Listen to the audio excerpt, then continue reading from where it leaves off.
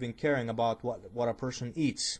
So a person could eat dead and rotten animal, and the Bible doesn't care about it.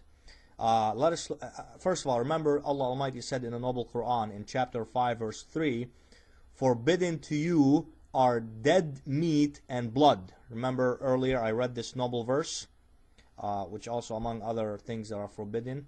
But remember, Allah Almighty forbade dead meat and blood and the flesh of swine, eating pigs in this noble verse, and other things. Well, the Bible doesn't care about, the New Testament doesn't care about what a person eats. Let us look at the book of Mark, chapter 7, verses 14 through 23. I'm not going to read all of them, but you can read them up.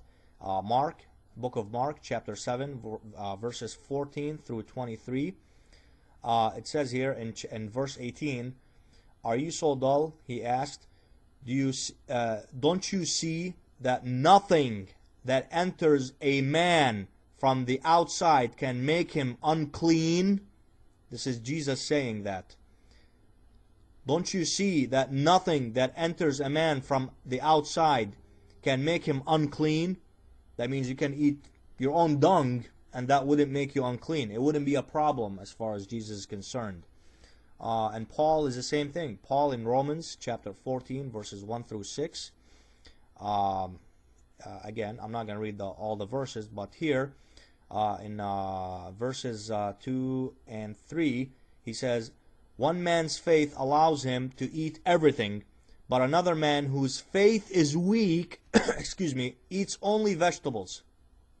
So those who are weak in faith are vegetarians. This is according to Paul. "The man who eats everything must not look down on him who does not. And the man who does not eat everything must not condemn the man who does, for God has accepted him." Okay, so again, if you're vegetarian, you're bad, you're weak, your faith is weak. You are weak in faith. Okay, and you can certainly eat anything and everything, including dead and rotten animals and even your own dung. None of this matters. So again, folks, I mean, ChristanPrince talked about body cleanliness and all that. His New Testament has no standards on anything. You could be lice infested, have fleas all over you, and Jesus wouldn't care. And same thing with Paul. But the fact that Islam, as you saw earlier in the Noble Quran and the Hadith, is big on body cleanliness, on ceremonial purity, which is cleaning yourself after you ejaculate semen, after sleeping with your wife or what have you. Certainly in Islam, it would be a wife or a right-hand position, which is a slave captive girl. But the Bible doesn't even have any standards on that. The Bible doesn't care whether you take a bath or not after you ejaculate. Islam does, but the Bible doesn't. And the Bible doesn't care about if one eats dead and rotten animals, as we just saw in the New Testament. With this, ladies and gentlemen, and brothers and sisters in Islam, I feel and I believe that I have thoroughly refuted ChristanPrince's points, the false points that he brought against Islam and the lies that he fabricated against Islam.